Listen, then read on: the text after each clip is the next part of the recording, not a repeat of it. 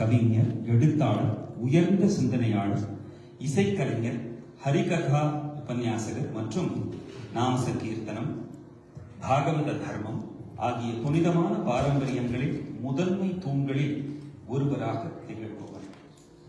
பல தசாப்தங்களாக இசை, ஆன்மீக சொற்பொழிவுகள், பக்தி மற்றும் ஆன்மீக கல்வி ஆகியவற்றின் மூலம் சனாதன தர்மத்தின் அழியாத விழுமியங்களை பாதுகாப்பதற்கும் கற்பிப்பதற்கும் பரப்புவதற்கும் அவர் தம் வாழ்வையை அர்ப்பணித்துள்ளார்.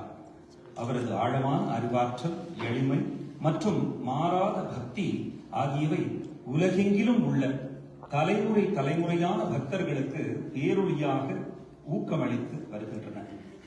ஸ்ரீ கிருஷ்ணன் அவர்களின் வாழ்வில் மிக உன்னதமான பாக்கியம் நிறைந்த ஒரு அத்தியாயம் என்னவென்றால், அவர் ஜகத்குரு ஸ்ரீ சந்திரசேகரேந்திர சரஸ்வதி மகாசுவாமிகளுடன், மகாபெரிவாளுடன் அவர் கொண்டிருந்த நெருங்கிய ஆத்மார்த்தமான தொடர்பாகும். தமது இளமை காலத்தில் மகாபெரியவாளின் காலடியில், அதை பத்தி ஒரு புஸ்தகமே எழுதியிருக்கார். அந்த புஸ்தகம் அவைலபிளா இருக்கு. மகா பெரிவாள் காலடியிலிருந்து, பெரிவா காலடியிலிருந்து தெய்வீக சன்னிதானத்தில் தொடர்ந்து 48 நாட்கள் தங்கியிருக்கும் அரிய பாக்கியத்தை பெற்று அவரிடமிருந்து விலை மதிப்பற்ற வழிகாட்டுதலையும் ஆன்மீக ஊட்டத்தையும் பெற்றார். மகாபெரியவாளிடமிருந்து நேரடியாக மந்திர உபதேசம் பெற்றார்.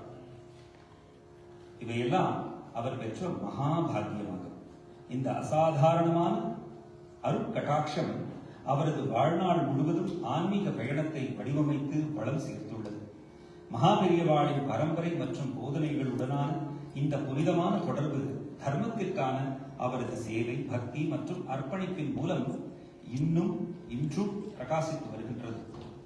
இசைத்துறையில் மாபெரும் வித்வான்களிடம் பயிற்சி பெற்று செழுமையான பாகவத பாரம்பரியத்தில் வளர்ந்த ஸ்ரீ கிருஷ்ணன் அவர்கள் பக்தி, ஞானம் மற்றும் ஆச்சாரம் ஆகியவற்றில் வாழும் வடிவமாக விளங்குகிறார்.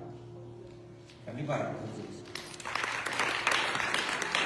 பிரசித்த தெய்வமாக விளங்குகிறார்கள் ராதா அம்மாவும் கிருஷ்ணன் அப்பாவும். தனது சங்கீதம், உபன்யாசங்கள், கீர்த்தனைகள் மற்றும் ஆன்மீக போதனைகள் மூலம் அவர் தொடர்ந்து பக்தியை வளர்த்து ஆன்மீக தேடலில் உள்ளவர்களை தர்மம் மற்றும் இறை உணர்வின் பாதையில் செல்ல வழி நடத்துகிறார். ஸ்ரீ கிருஷ்ணன் அவர்கள் இந்த ராதா கல்யாண திருவிழாவை துவக்கி வைத்து அனைத்து பக்தர்களுக்கும் பங்கேற்பாளர்களுக்கும் தமது ஆசிகளை வழங்க கிருபை கூர்ந்து சம்மதித்தது KKSF பெற்ற மாபெரும் பாக்கியமாகும். அவரது வருகை இந்நிகழ்வை புனிதப்படுத்துவதோடு பல நூற்றாண்டுகளாக நமது கலாச்சாரத்தை வளர்த்தெடுத்த மகிமை பொருந்திய குரு பரம்பரை மற்றும் பக்தி பாரம்பரியத்தை நமக்கு நினைவூட்டுகிறது. முழு KKSF குடும்பத்தின் சார்பாக தர்மம், நாம சங்கீர்த்தனம், சங்கீதம் மற்றும் சமுதாயத்தின் ஆன்மீக மறுமலர்ச்சிக்காக அவர் ஆற்றி வரும் வாழ்நாள் சேவைக்கு எங்களது மனமார்ந்த பிரணாமங்களையும் ஆழ்ந்த நன்றியையும் சமர்ப்பிக்கின்றோம். பிருந்தாவனஸ்தித ராதா சமேத கிருஷ்ண ஸ்ரீ கிருஷ்ண பரமாத்மாவை நேரில் அருளி செய்தது போல திகழும் ஸ்ரீமதி ராதா ஸ்ரீகிருஷ்ணன் இருவரும் தொடர்ந்த நல் ஆரோக்கியத்தையும் மன மகிழ்ச்சியையும் மனித குலத்திற்கான இந்த தெய்வீக சேவையை மேலும் பல ஆண்டுகள் தொடர்ந்து செய்திட நீடித்த ஆயுளையும் வாரி வழங்கி அருளுமாறு மகாபெரிவாளையும் சகல தெய்வங்களையும் மனமுருக பிரார்த்திக்கிறோம். ஜெய ஜெய சங்கர, ஹர ஹர சங்கர.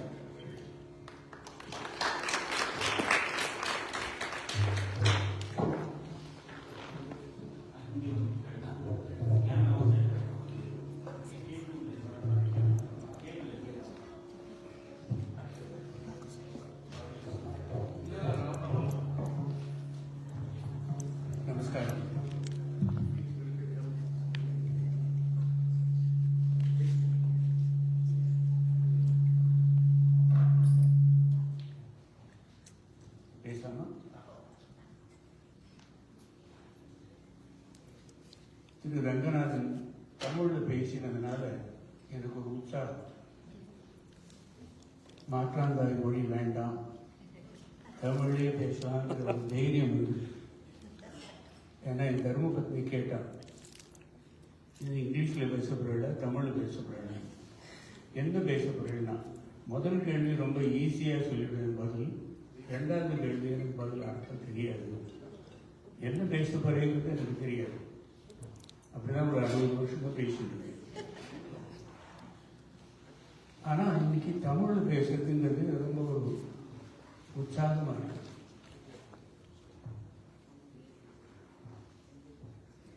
பொதுவா நம்ம ஒரு வார்த்தை சொல்லுவோம், நாம் வாழ்வதற்கு 4 பேருக்கு நன்றி சொல்லணும்னு சொல்லுவோம்.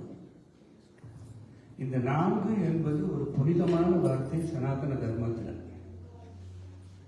சதுர்வேதத்தில் ஆரம்பிச்சு பிரதம திசைகள் 4 திசைகள் 4 4 4 4 கிட்டத்தட்ட ஒரு 40 ஐட்டம் அடிக்கின்றே போகலாம். 4 புருஷார்த்தங்கள். இந்த 4 ஏன் ரொம்ப முக்கியம் என்னுடைய வாழ்க்கையிலன்னா, 4 பேர் ரொம்ப முக்கியமானவங்க. ஒவ்வொருத்தர் வாழ்க்கையிலும் 4 பேர் முக்கியமானவளாக இருப்பாங்க. முதல்ல எங்க அம்மா. 9 வயசு வரல எங்க அம்மா என்னன்னா, எந்த கேள்வி கேட்டாலும் கோச்சிக்காம பதில் சொல்லுவாள். எனக்கு அப்பெல்லாம் கதை கேட்கறது ரொம்ப பிடிக்கும். அதனால தான் இப்போ நான் எல்லாம் கதை சொல்லியே எல்லாரையும் படிச்சுட்டு இருக்கேன். அப்பா கிட்ட இருக்க கேள்வி கேட்க முடியாது. அதனால முதல் கண் வணக்கம் அம்மாவுக்கு சொல்லணும். அப்பா எனக்கு சங்கீதம் சொல்லி கொடுத்தார். பெரிய பெரிய ஸ்டால்வர்ட்ஸோட அறிமுகம் பண்ணி விட்டு அவர்கிட்ட அபூர்வமான உருப்படிகள் கற்றுக்கிறதுக்கு ஏற்பாடெல்லாம் பண்ணினார். அவர் வாழ்க்கையிலே செய்த ஒரு மகத்தான எனக்கு எப்படி பாக்கியத்தை தலைமையில போட்டாருன்னா, அவருடைய குருநாதர் பரமாச்சாரியார் காலடியில் கொண்டு போய் எனக்கு 9 வயசுல போட்டார். 9லேருந்து 19 வயசு வரையிலும் பள்ளிக்கூடம் படித்தேனோ காலேஜ் படித்தேனோ என்ன போல தெரியாது. சந்தர்ப்பம் கிடைக்கும் போதெல்லாம் ஓடி போயிடுவேன். பெரியவா எங்க இருந்தாலும் ஓடி போவேன். எந்த ஊருக்கு போனாலும் ஏதோ ஒரு லாரி பஸ் எல்லாம் விட்டு கூட போயிடுவேன். அந்த 11 வருஷம் எனக்கு கிடைச்ச பாக்கியம் என்னன்னா, பெரியவா என்னை குழந்தையாட்டம் பாவிச்சார். அதனால எனக்கு புத்தி இல்லாம நிறைய கேள்வியெல்லாம் அவர் கேட்டிருக்கு. சங்கு ஏற்பட்டும் மேனேஜர் இருந்தார் மடத்துல. அவருக்கு ரொம்ப கோபம் வரும். இந்த பொடி பைய பெரியவாட கேள்வியெல்லாம் கேட்கறானே பாரு.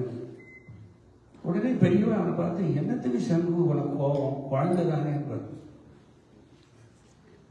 அந்த குழந்தை தானேங்கிற வார்த்தை எப்படிலாம் பரிமளிச்சதுன்னு சொன்னா, அவர் கணத்து மூடையில குளிக்கரிச்சே கூட உட்கார்ந்து இந்த பாட்டு பாடுகிறார். ஏதாவது ஒரு பாட்டு பாடி சொல்லிட்டு ஜெகநாத சுவாமியோ தீட்சிதரோ அதுக்கு அர்த்தம் தெரியுமான்னு அப்புறம் வியாக்கியானம் பண்ணுவார். வாடி போயிருந்தேன்னா முதல்ல போய் சாப்பிட்டு வா, மூஞ்சி பார்த்தா என்னமோ ஆண்டி போன குரங்கு மாதிரி இருக்கேன் அப்படிங்கிறார். அவருடைய ஒரு அன்பு எப்படின்னா, ஒரு மாதృ வாத்சல்யத்தினுடைய பூர்ணமா ஏதாவது ஒரு டிஃபைன் பண்ண முடியுமான்னா அதுதான் மகாபலி. எத்தனையோ ஆச்சாரியர்கள் கடந்த ஒரு 250 வருஷத்துல வந்துட்டா. ஆதிசங்கர பகவத் பாதால நம்ம ஜெகத்குருன்னு சொல்றோம். மற்ற யாரையும் குறைச்சி பேசணுங்கிற நோக்கமே கிடையாது. அதுக்கு அடுத்ததாக ஒத்துக்கொள்ளப்பட்ட ஒரே ஒரு ஜெகத்குரு காஞ்சி சந்திரசேகரேந்திர சரஸ்வதி நம்ம மகாபெரியவாளர். கிட்டத்தட்ட 78 வருடம் அவர் சொன்னதெல்லாம் வேதம், நடந்ததெல்லாம் வேத வாழ்க்கை. உலகத்தில் உள்ள மகா பெரிய லீடர்ஸ் இன்னார்டு ஹூ இஸ் ஹூ எல்லாரும் அவரை போய் பார்க்கதே பாக்கியமா நினைச்ச காலம். அப்படிப்பட்ட ஒரு பாக்கியத்தை எனக்கு கொடுத்த எங்க அப்பா 2ஆம் அவர் என்னுடைய வாழ்க்கையில. ஒன்று காலடியை போட்ட உடனே சாக்ஷாத் பரமகுரு பரமஹம்சர் சத்குரு ஜெகத்குரு அவர் காலில் போய் விழுந்த உடனே அவர் தான் எனக்கு கிடைச்ச பூர்ண பாக்கியம். அது 3ஆவது பர்சன் இன் மை லைஃப். கிட்டத்தட்ட 60 வருஷமா என்ன டாமினேட் பண்ணிட்டு இருக்கிற என்னுடைய சகதர்மிணி ராதா, அவளும் பரமாச்சாரியனுடைய பக்தன். அவன் 4ஆவது. ஸோ இந்த 4 பேருக்கும் நான் தொடர்ந்து நன்றி சொல்லணும். நான் பாட்டுக்கு எப்போ பார்த்தாலும் பெரியவா இல்லை புத்தகம் எழுதுனேன், பாட்டு பாடுறேன், சங்கீர்த்தனை பண்ணிட்டு இருக்கேன் அப்படின்னு சொன்னா இவருக்கு வேற வேலை இல்லைன்னு சொல்லாம அடுத்தது எங்கன்னு கேட்பான். அதுக்காக அவளை பர்சன்னு சொன்னேன். வாழ்க்கையில் 4 பேர் வேணுமல்லி வருது. இப்ப நீங்க எல்லாரும் அருமையான சங்கீர்த்தனத்தை கேட்க உட்கார்ந்து இருக்கு. 10 வயதுல சங்கீர்த்தனம் பண்றதுக்கு ஆசைப்பட்டு இறங்கினேன். அதுக்கு ஊன்றுகோலா இருந்தவர் மகாபெரிவாரா. ஒரு சம்பவம் நினைவுக்கு வருது, அது சொல்லணும்னா, ஒரு ராதா கல்யாணம் 65 வருஷத்துக்கு முன்னாடி நடக்குது. விழுப்புரத்துக்கு வெளியில சாத்துர்மாசியம். அந்த பக்கத்தில் இருக்கிற கலெக்டர்லாம் வந்திருக்கா. பெரியவா சொல்ற, என்னடா நீ பாட போறியாங்க? ஆமாங்க, வேற யாரா வந்திருக்காங்க? ஹரி வந்திருக்கான். ஹரிங்கிறது ஹரிதாஸ் கிரி குருஜியா ஆகிறதுக்கு முன்னாடி நாட்டராஜ வகுப்புள்ள ஹரிராவ்னு பேரு. விளையாட்டு போக்கா இருந்தார். நானும் ஹரியும் எங்களுக்கு கிடைச்ச பாக்கியம் அப்படின்னா பெரும் மகாபிரிவா சன்னதியில் தான் முதல்ல சந்திச்சோம். அதுக்கப்புறம் உத்தர தொடர்த்திட்டு போனோம். எங்கெல்லாம் போனாலும் நானும் கூடவே போவேன். அவருக்கு டோல்கி வாசிக்க பிடிக்கும், டோலக் வாசிக்க பிடிக்கும். ஆனால் அவரை கொடுக்க மாட்டேன். கோச்சுப்பார், படி நீ தான் 1/2 மணி நேரம் வாசிச்சு என்கிட்ட கூட கொடுத்துருப்பார். ஸோ 6 மணிக்கு டோல்கி மாற்றி மாற்றி வாசிச்சுட்டு சின்ன வயசுலேயே ராதா கல்யாணம் எங்கெல்லாம் போனாரோ கூடவே போயிட்டு, முக்கியமாக எங்களுக்கு வாழ்க்கையில் கிடைச்ச பொக்கிஷம் அது ஹரிதாசன் சொல்லியிருக்கார். இங்கே 1990 கலிஃபோர்னியா வந்தபோது அது சொன்னார் ஒரு பப்ளிக் மேடையில். பெரியவா முன்னாடி ராதா கல்யாணம் பண்ணோம். எனக்கு 15 வயசு. அப்போ கணக்கு போட்டு பார்த்து 80 வயசு ஆகிப்போச்சு. அப்போ என்ன நடந்ததுன்னா, அன்னைக்கு துவாதசி பாரணை. பெரியவாக்கு என்ன பாரணை துவாதசியில்? அவளை வெறுமனை கொதிக்கிற வெந்நீரில் போட்டுவிட்டு கையால் 3 பிடி பிடிச்சி அந்த 3 பிடி சாப்பிட்டார். துவாதசி ஏகாதசிக்கு காஷ்ட மௌனம், அப்புறம் அந்த சந்திரமௌலீஸ்வரர் துளி தேர்த்தம், அதுதான் பிரசாதம் இருக்கு. அப்படிப்பட்ட ஞானியர்கள் அன்னைக்கு விஷயமா ராதாகணத்தை பற்றி சங்கீர்த்தனை பற்றி யாரோ பேசணும்னா, அப்போ காசிலேருந்து ஒரு பெரிய இவர் வந்தார், ஸ்காலர் வந்தார். அவர் ரொம்ப பேசிட்டே இருந்தார். ஏகாட்சியிலேருந்து இருக்கிறார். நாங்கள் அன்னிலேருந்து இருக்கோம், முதலாளிலேருந்து ரொம்ப பேசிட்டு இருந்தார். எல்லாரும் வந்து சொன்னார், ரொம்ப பேசுகிறாருங்க, உங்களை பார்க்கணும்னு சொன்னாருங்க. சரி வர சொல்லுங்க. ரொம்ப மற்ற படித்தவர் வந்து உட்கார்ந்தார். உட்கார்ந்து சுவாமி உங்கள்கிட்ட ஒரு கேள்வி கேட்கணும் சொல்லுங்க. போன தடவை மௌனத்தில் 3 வகை இருக்குன்னு, அது என்னன்னு கேட்டார். அதுவாடா உனக்கு 3 வராதுங்க. அவர் பயந்து போயிட்டார். ஏன் அப்படி சொல்றாரு? வாக்கு மௌனம்னு பேசாமல் இருக்கணும், அது ஒன்னால முடியாது. அக்ஷ மௌனம்னு கண்ணு இப்படி எப்படி அறவாயாமல் இருக்கணும், அது ஒன்னால முடியாது. 3வது காஷ்ட மௌனம், அது சத்தியமா ஒன்னால முடியாது அப்படின்னு சொல்லிட்டு அன்னைக்கு காஷ்ட மௌனத்தினுடைய மகிமையை பற்றி சொல்றாரு. காஷ்டம்னா வுட், டெட் வுட், சும்மா ஒரு கட்டைன்னு சொல்லுது. கட்டை எப்படி இருக்குமோ அப்படி இருக்கணும் மௌனம். ஒருத்தர் கேட்டார், காஷ்ட மௌனத்துக்கு ஏதாவது ஒரு மேற்கோள் சொல்ல முடியுமா? ஆஹா சொல்லலாமே. அப்புறம் என்ன பாட சொன்னார். ஏய் கந்தரபூதி செல்வரிடா, அந்த பாட்டு பாடுறா, அது என்னடாது செம்மான் அப்படின்னு ஆரம்பிக்கிறேன். அது பாடுறாங்க. நான் என்ன, செம்மான் மகளை திருடும் திருடன், பெம்மான் முருகன்,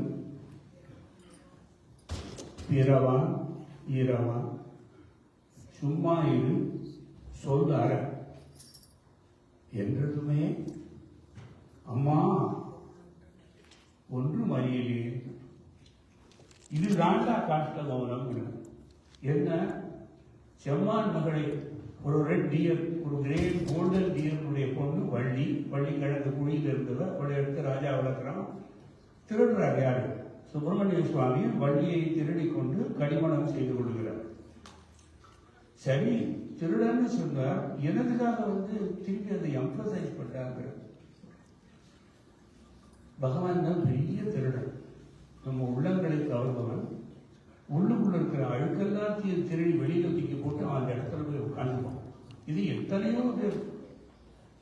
இந்த பெரிய மூவர் மாணிக்கவாசகர், அப்புறம் திருநாவுக்கரசர் எல்லாரும் சொல்லிட்டா இதயத்தை திருடம் கண்வன். ஏன் நீங்கள் ரொம்ப ருத்ராபிஷேகம்லாம் ஆனந்தமாக பண்ணும்போது அது என்னது தஸ்கரானாம்னு ஒன்று சொல்கிறேன் இல்லையா? தஸ்கரானாம் பதையன் அப்படின்னு என்ன அர்த்தம்? திருடனுக்கெல்லாம் தலைவன் அர்த்தம்.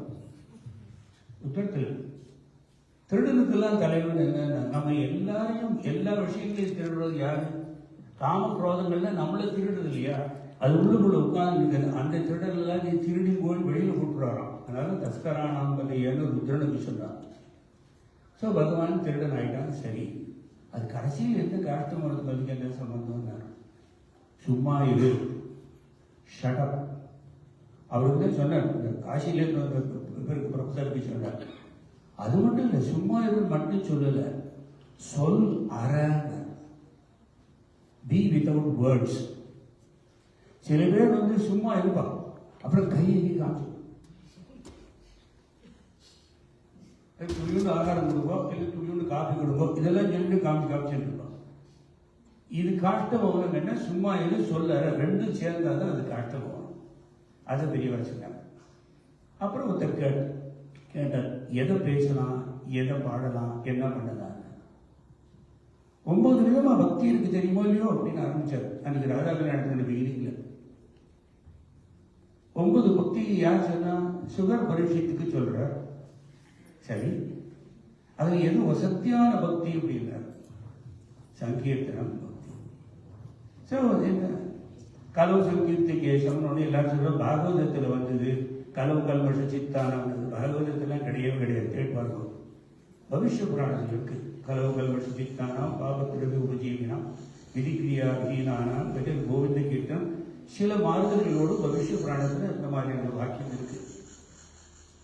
முக்கியமாக பாகவத்தில் என்னன்னா கலே ஜோஷன் அத்திகியோகோ மகாகுணா கீர்த்தனாதேவ வந்தச்சு முக்தபந்த பரம் விஜயிக்கணும். எது சுலபமான உபாயம் கலியிலன்னா, இப்போ இவர் பஞ்சாப் கேசனுக்கு இவ்வளவு விஷயம் தெரியுது. இந்த மாதிரி பிரமாதமா அபிஷேகம் எல்லாம் பண்ற, அர்ச்சனை எல்லாம் பண்ற, பூஜை எல்லாம் பண்ற, என்ன மாதிரி ஒரு நிலட்சம் வச்சு ஒன்றும் தெரியாது. எதை விட்டாலும் கிருஷ்ணாராமா கோயில்தான் பாட்டு பாடிட்டு இருக்காங்க. அதனால அதுக்கும் ஒரு உபாயம் என்னார் பரிசீலித்துவிட்டார். தியாயம் கிருதே யஜ்ஞே திரேதாயாம் துவாபரே அர்ச்சயந்தி யதாபோதி ததாபோதி கலவு சங்கீர்த்திய கேசவம் அப்படின்னு சொன்னார். முதல் யுகத்துல மெடிடேஷன் ரொம்ப பண்ணோம். 2வது யுகத்துல யஜ்ஞம் எல்லாம் நிறைய பண்ணணும். 3வது யுகத்துல எல்லாம் காம்பினேஷன் தான் பண்ணி பெரிய பெரிய மூர்த்தங்களை ஸ்தாபிதம் பண்ணி அதுக்கு அர்ச்சனை எல்லாம் பண்ணணும். இது 3ம் பண்ண நமக்கு துப்பில் என்ன அந்த வழியினர் களி இருக்கொள்ளி அது ஒன்றும் பண்ண மாட்டாங்க. பேசத்தான் பேசுவாங்க நிறைய பேர். என்ன பண்ணலாம் அப்படின்னா கோவிந்தா கிருஷ்ணா சுதி இல்லாமல் பாடினா கூட பகவான் கேட்டுப்பாங்க. அதைத்தான் கிட்டத்தட்ட ஒரு 70 வருஷமா பண்ணிட்டு இருக்கு. ஸ்ருதி இல்லாமல் எங்கெல்லாம் கூப்பிட்றாங்களோ எங்கெல்லாம் அதே பஞ்சாப் கேசன் ராதா கல்யாணம் ஏற்பாடு பண்ணார். அவர் சக்கரமட்டு வரை பண்ணார். எல்லா அவர் எங்கெல்லாம் வந்து அப்பா இங்கே பண்ணும்போது சொல்லுவாரோ பண்ணிட்டு இருக்கேன். இப்பவும் பண்ண ஆசைதான். இப்போ கேட்கறதுக்கு வந்தது, சிரவணத்துக்காக வந்திருக்கேன் நான். இந்த சங்கீர்த்தனத்தை ரொம்ப பிரபல்யம் பண்ணவை அப்படின்னு சொன்னால் நம்ம ஜெகத்குரு பரமாச்சாரியா. எந்த சந்தர்ப்பங்கள் கிடைச்சாலும் அப்போ சொல்லுவார், ஒன்றும் தெரியலையா பஜகோவிந்தம் பஜகோவிந்தம் என்னடா அர்த்தம், அதை ஒழுங்கா படி.